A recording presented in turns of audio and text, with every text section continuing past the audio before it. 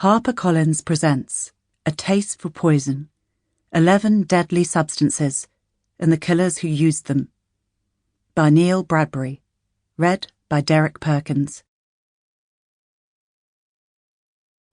As a rule, women are the great poisoners, although I do recall with pleasure the case of the gentleman solicitor in Wales who poisoned everybody in sight. He couldn't stop himself. He was very genteel. He came up with the most memorable line in the annals of true murder. As he handed one of his guests a poisoned scone, he said, "Excuse fingers." Sir John Mortimer, barrister, author and creator of Rumpole of the Bailey. Part 1. Biomolecules of Death. Introduction. I love the old way best, the simple way of poison, where we too are strong as men. Euripides, Medea, 431 BC. Within the annals of crime, murder holds a particularly heinous position, and among the means of killing, few methods generate such a peculiar morbid fascination as poison. Compared with hot-blooded, spur-of-the-moment murders, the planning and cold calculations involved in murder by poison perfectly fit the legal term malice aforethought.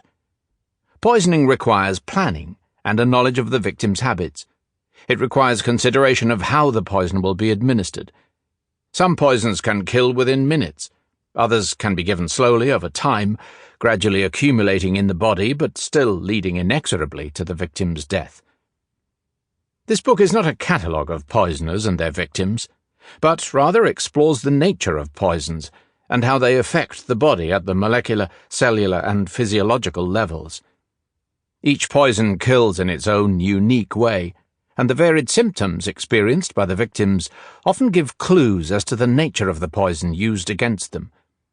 In a few instances, such knowledge has led to appropriate treatment and full recovery. In other cases, knowledge of the poison is not of therapeutic benefit, because there is simply no antidote. The words poison and toxin are often used interchangeably, though, strictly speaking, they are not the same thing. Poisons are any chemicals that cause harm to the body, and can be natural or man-made, whereas toxins usually refer to deadly chemicals made by living things. If you are on the receiving end of either, though, the difference is somewhat academic. The word toxicon comes from ancient Greek, meaning a poison into which arrows are dipped, and describes plant extracts smeared onto arrowheads to induce death. When the word toxicon was combined with the Greek term logia, meaning to study, we ended up with toxicology, or the study of toxins. The word poison is derived from the Latin word potio, which simply means drink. This slowly morphed into the old French word poison, or poison. The first appearance of poison in the English language appeared in 1200, meaning a deadly potion or substance. Poisons obtained from living organisms are often mixtures of many chemicals.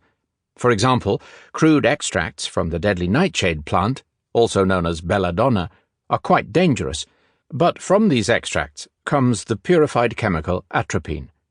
Similarly, foxglove plants are also poisonous, but the single chemical digoxin can be purified from the plant.